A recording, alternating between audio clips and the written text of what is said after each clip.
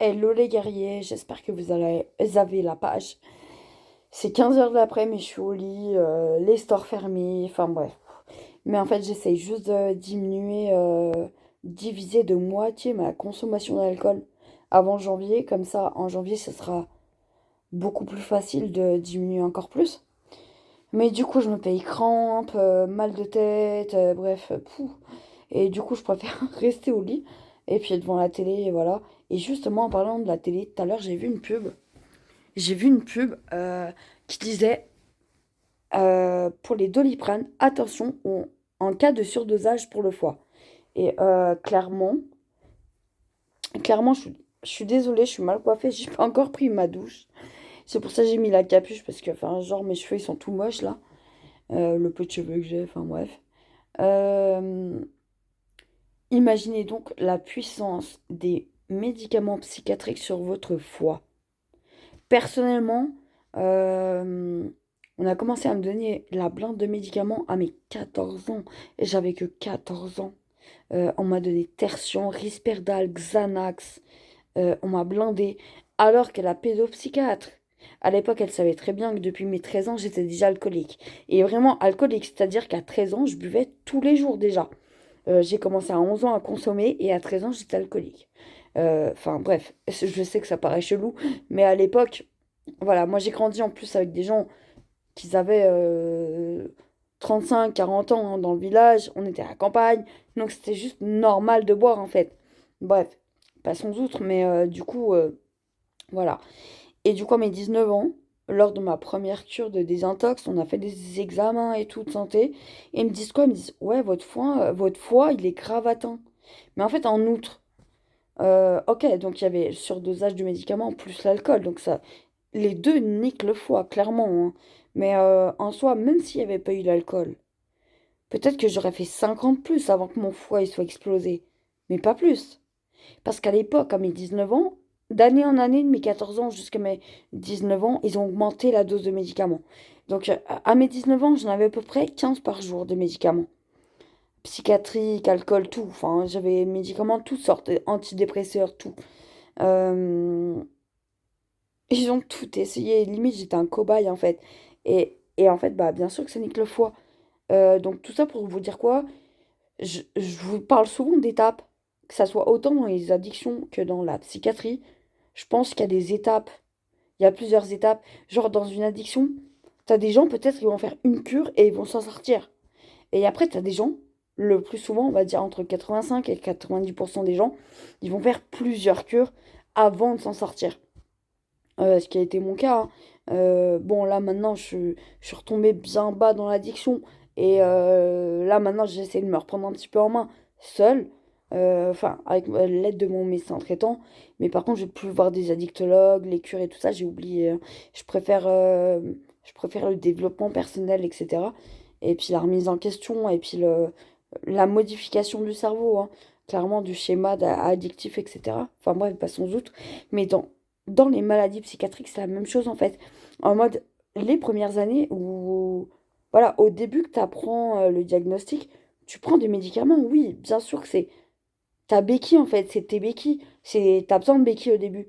Quand tu apprends, ça fait un choc. Quand tu apprends un truc, faut apprendre à connaître la pathologie, peu importe laquelle c'est, hein. Mais faut apprendre à connaître le truc et tout. C'est comme l'addiction, faut apprendre à connaître le schéma addictif. Donc tu as besoin de béquilles, de médicaments. Sauf que contrairement à ce que disent les psychiatres en CMP, je parle notamment en CMP, dans les centres médicaux psychiatriques publics. Publics. Donc là, ils te disent quoi? Ils te disent c'est à vie. Surtout pour bipolaire et schizophrénie. Parce que de toute façon, dans les CMP, on va pas se mentir, ils diagnostiquent que bipolaire et schizophrène. Max. Gros max. Pourquoi? Parce que c'est là où ils vendent le plus de médicaments. Et c'est pas question d'être complotiste. C'est juste. Enfin, je veux dire, il y a plein d'études scientifiques en Amérique qui l'ont prouvé, qui l'ont acquiescé. Donc voilà, c'est pas question d'être complotiste. C'est vrai, c'est réel.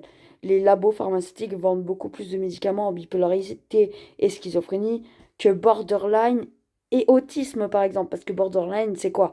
Borderline, c'est un trouble psychiatrique qui est même pas vraiment réellement considéré comme une maladie, parce qu'elle est due à quoi? À des multiples chocs post-traumatiques.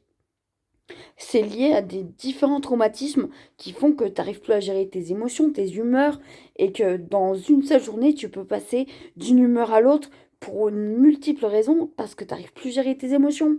Tu es impulsif, t'es ci, t'es ça, mais parce que tu as tellement vécu de trucs ouf que ton cerveau ne peut plus en fait. Et autisme, c'est souvent in vitro, hein. C'est souvent dans le ventre de la maman que ça se passe, par rapport aux émotions de la mère, ou ce qu'elle vit, ou machin. Et ça modifie quand même vachement le fonctionnement et le développement de l'encéphale, le cerveau. Et voilà, donc, enfin bref, il y a plein de facteurs qui rentrent en compte, hein, génétique aussi. Mais bref, autisme et borderline, il n'y a pas vraiment de médication. Alors que bipolarité et schizophrénie, c'est considéré comme de vraies grandes, grandes maladies avec beaucoup de médication et à vie, soi-disant. Alors que vraiment, je vous dis ça, honnêtement, je pense que non. Je suis passée par les 4 diagnostics, hein, personnellement. Donc, du coup, je me suis renseignée à fond sur les 4.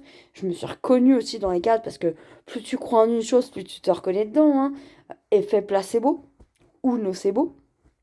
Bref, donc vraiment, je vais vous dire un truc, que ce soit la bipolarité ou la schizophrénie, on va rester sur ces deux pathologies-là, mais les deux autres aussi, hein, euh, le trouble du spectre autistique comme le borderline, tu peux évoluer aussi et faire des étapes.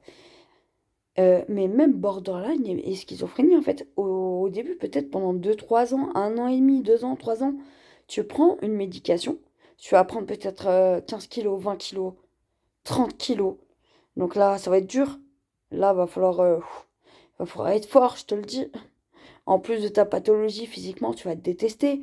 Moi, là, pendant 1 an, là, j'ai pris juste 1 an les médicaments. Mais bon, voilà, j'ai pris ouais, presque 20 kilos, quoi. Je me déteste.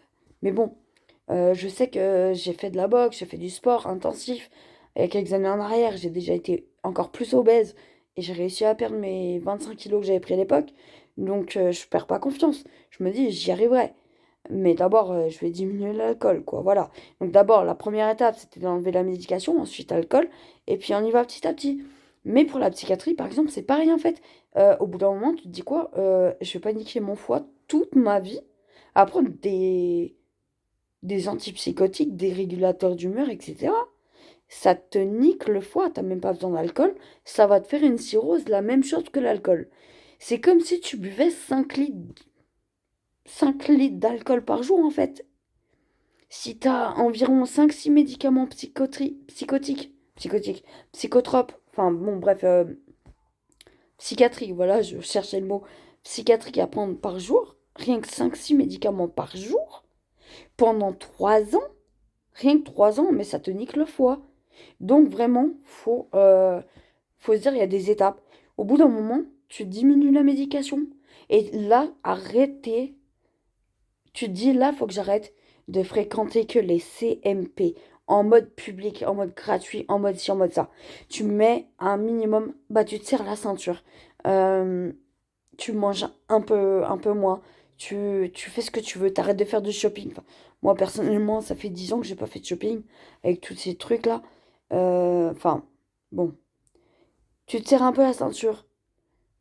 Tu trouves un psychanalyste où tu trouves des thérapies de groupe. Les thérapies de groupe dans les centres de réhabilitation, c'est gratuit. Il y a plein d'autres solutions que la médication. Mais au bout d'un moment, il faut passer l'étape dessus et se dire, je diminue la médication, je prends soin de mon corps, je commence l'activité physique parce que vraiment, les hormones du bonheur, elles sont importantes. L'activité physique augmente les hormones du bonheur, augmente les hormones de récompense, etc., que ce soit l'addiction ou les troubles psychiatriques. Donc pense à l'activité physique. Arrête de prendre ta voiture quand tu as 5 minutes à marcher pour aller chercher du pain ou des courses, ou 15 minutes à marcher, ça te fait quoi? 15 minutes l'aller, 15 minutes le retour, tous les jours par exemple, mais rien que ça va te faire du bien. Tu diminues les médicaments et, et tu passes à l'étape supérieure. Psychanalyste, individuel, euh, thérapie de groupe, plein de trucs. Il y a plein de trucs qui existent. Voir un coach de vie. Mais un coach de vie, bon, malheureusement, bah ça coûte super cher pour pas beaucoup de résultats, on va pas se mentir. Euh, Moi, j'ai eu la chance d'avoir pas mal de résultats à l'époque. Autant que moi, quand j'ai été coachée, que quand j'ai coaché, parce que c'était pas l'argent qui m'intéressait. Et puis j'ai eu un coach qui m'a coaché moi-même sans être intéressé par l'argent également, ce qui m'a vraiment aidé. Donc, voilà, faut trouver le bon coach. En outre, vraiment, je vous dis les gars, passez aux étapes d'après. Restez pas toujours à stagner sur la médication et puis à désespérer. Sur ce, les guerriers, prenez soin de vous et je vous envoie du love.